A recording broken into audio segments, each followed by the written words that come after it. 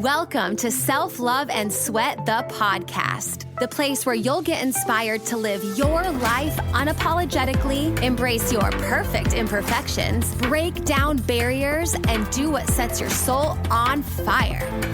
I'm your host, Lunden Souza. Hey, have you grabbed your free Self-Love and Sweat monthly calendar yet? This calendar is so amazing. It comes right in your inbox every single month to help you have a little nugget of wisdom, a sweaty workout, a mindset activity, just a little something to help keep you focused and motivated and keep that momentum towards your goals. So every day when you get this calendar, you'll see a link that you can click that will lead to a podcast episode or a workout or something that will be very powerful and quick to read. And then you'll also see on the top left corner of every single day, there's a little checkbox in the calendar. And what that is that's for your one thing.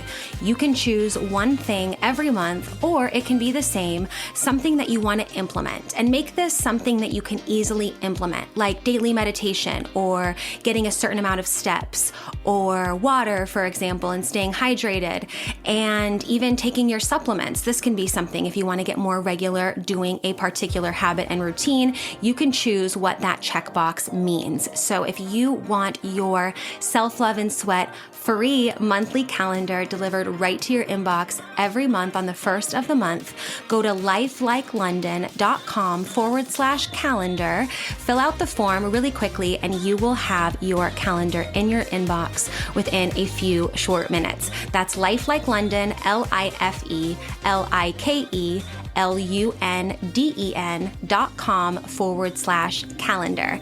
Go get yours for free and enjoy this episode.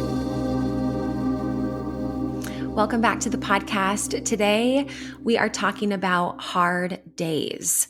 I know that everybody listening to this episode has had a hard day before. I know I for sure have. And I want to share 4 things that I know can help, that have helped me a lot recently through some hard and challenging times. And you know, there's a difference between acknowledging that there's hard days and wanting to move through that and be the person that you want to be even when things are hard. And then there's a difference between like ruminating in the hard stuff, right? And I'm sure we can all think of somebody that hangs out in the hard all the time. Everything's hard. This is hard. This person makes this hard. And yeah, I can even think about parts of me that maybe have hung out in the hard too long, if that makes sense. But I really feel like over the last year, especially the last 6 months, I've taken on a lot. And I know that you have too. And so these 4 things I know will be super helpful to reflect on. Maybe one of these will help you more than others. Maybe all of them will be helpful. When I was making this list of these 4 things, and I did a meditation right before this and was just thinking about the things and tools that have helped me, I really feel like all 4 of these are super powerful. And I use all of them.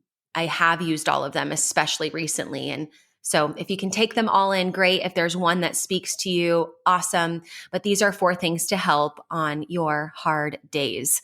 Number 1 is the power of presence. When things are hard and we have busy schedules and we're wearing a lot of hats and there's a lot going on, it's important that we be where we are. Sometimes we can think about the next 5, 10 things that we need to get done, and then we're stressed about the things that we didn't do yet. And I had a really awesome guest on the podcast, and she mentioned, doing the things that you do while you're doing them. Do what you do while you're doing it, right? Be where you're at while you're doing it. And this has been so powerful to me because I wear a lot of hats. I know that you do too. And if we can just be where we're at, right? Be in this meeting, be in this podcast recording, be with our kids in the moment when we're having this conversation. Be with our partner in that moment when we're having the conversation. Do what you can to be present. And this is why I love meditation so much, because you practice getting out of the past and getting out of the future and being right in the present moment. And so I think what helps me the most when things are hard, and especially I have full days, is being like, okay, be right where you're at, Lunden. This morning I woke up really early. I went and did my workout at Hotworks, which I love. And then I came back and I had a call with my assistant, and it was like a 20-minute call, and I wanted to be really present with her and talk to her and ask her how I can support her and just work as a team like we always do. And then I took my supplements for my detox, and while I had them in my mouth, you're supposed to hold them for like 45 to 60 seconds in your mouth. I put my hand over my heart and just was present taking my supplements. And then I came here, right, to do this podcast and press record. And so whatever it is that you're doing, I know you're doing a lot and you're doing a great job, but do what you do while you're doing it. And when I said that initially, I was like, I had a guest on my podcast and I couldn't remember her name off the top of my head, but it's Eleanor Evans Medina. I love her. Her name was on the tip of my tongue. And I'll put the link to that podcast episode in the show notes. But that really inspired me when she said that. Do what you do while you're doing it. So even when it's hard, be present for what's happening right in front of you, right? We don't need to be 27 steps ahead. We just need to be right in this moment, because that's where that's all we can do, right? All we can do is be present where we're at and do our best in this moment. So that's the first thing, the power of presence. Number 2, when we're having a hard day and an emotion might come up, right? It might be fear, angst, frustration. Talk to that emotion. Ask your emotion, ask it what it's trying to tell you, what it's trying to teach you. We're not taught to talk to our emotions. We're taught to push our emotions down and to not cry and everything's going to be okay and it's not that big of a deal and just like suck it up, push it down, right?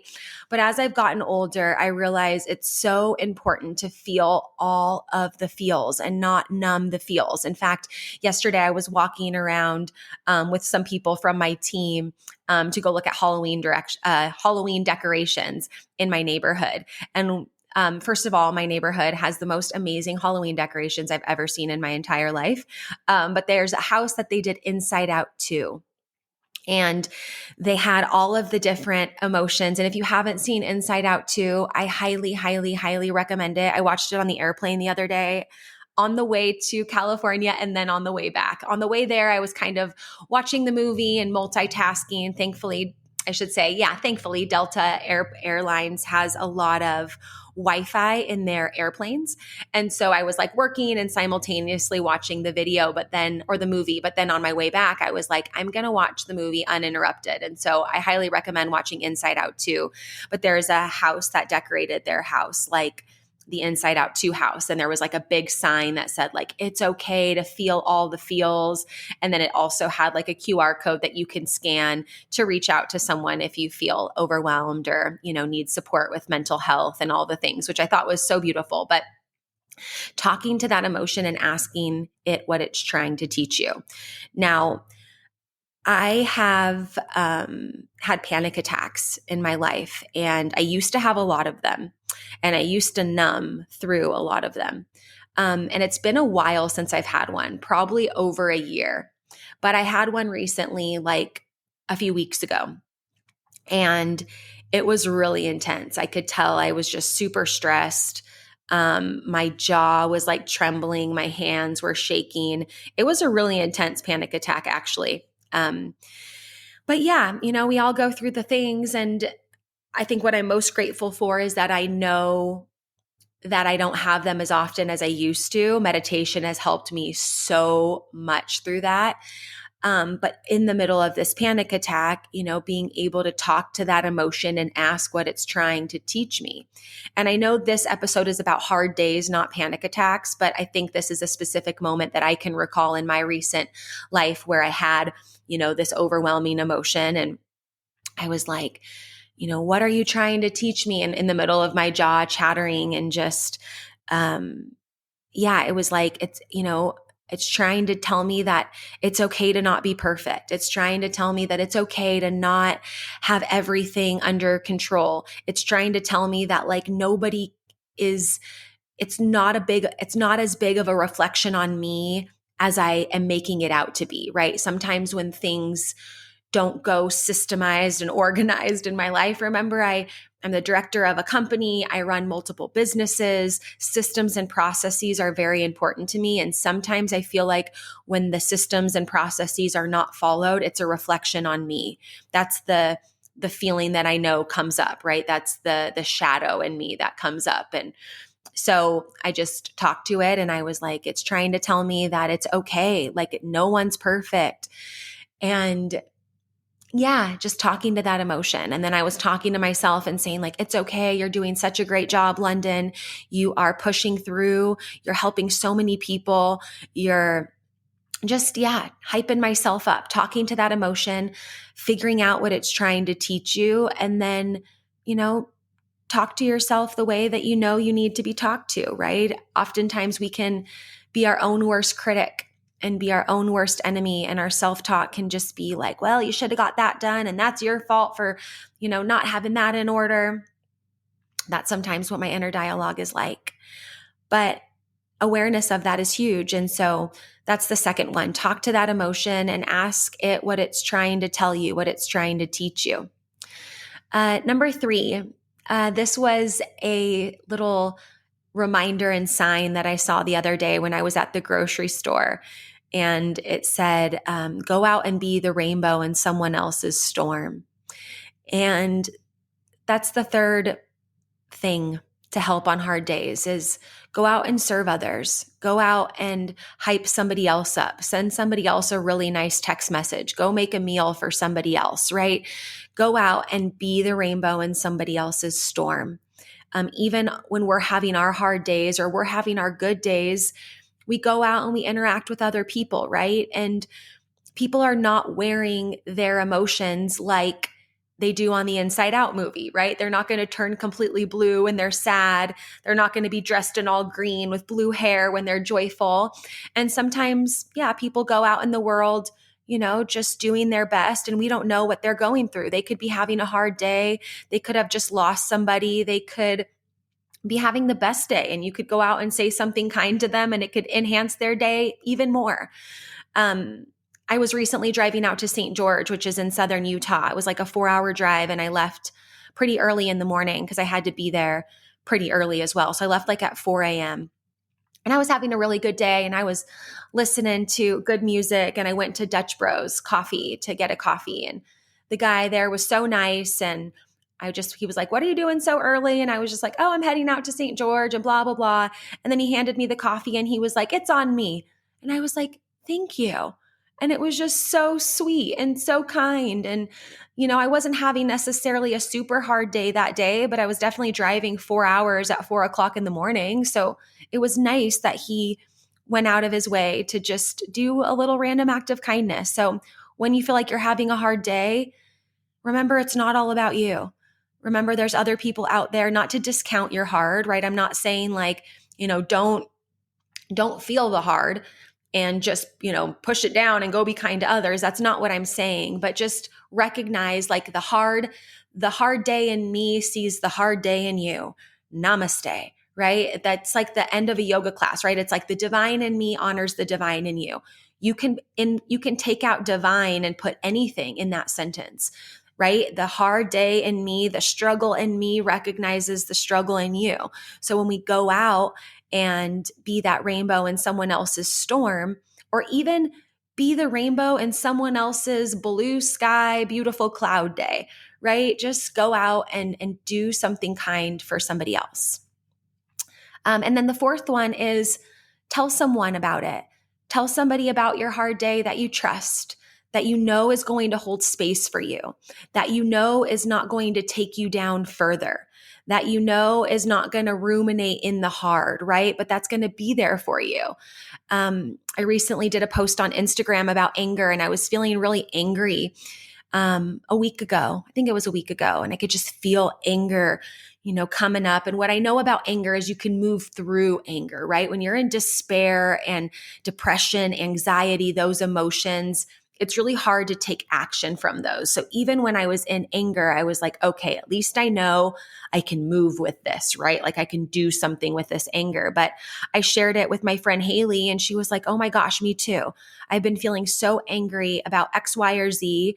And so we just shared that with each other, and we just expressed that, and it felt so good. And then yesterday I was on a call with her, and I'm like, how's your anger? How are you feeling? And she's like, I feel like it's gone. I feel like I've moved through it.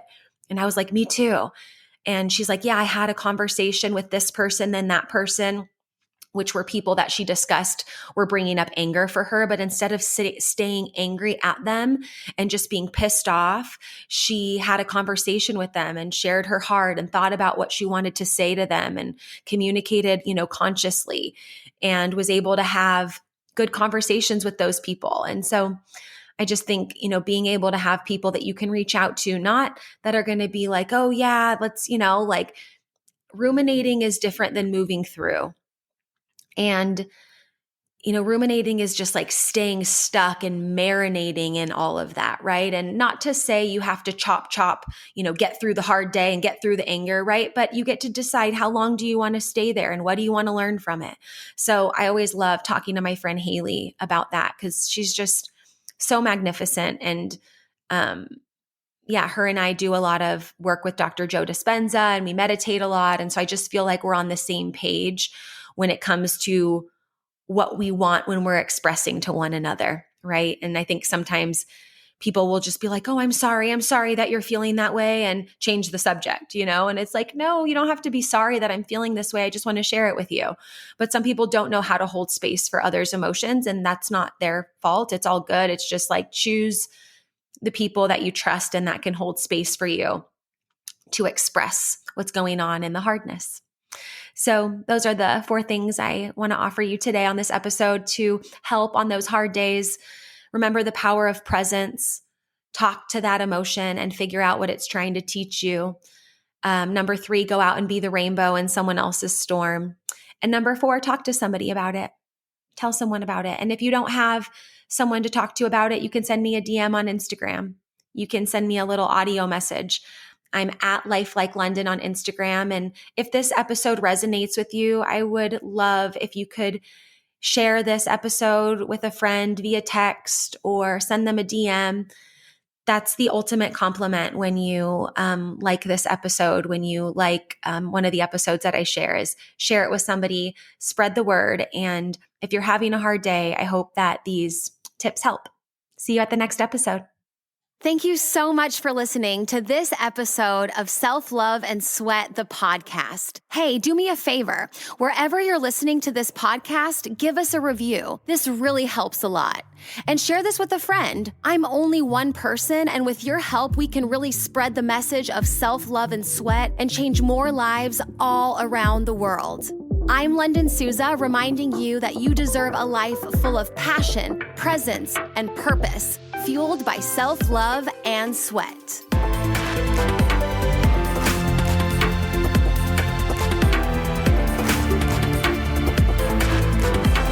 This podcast is a Hit Spot Austria production.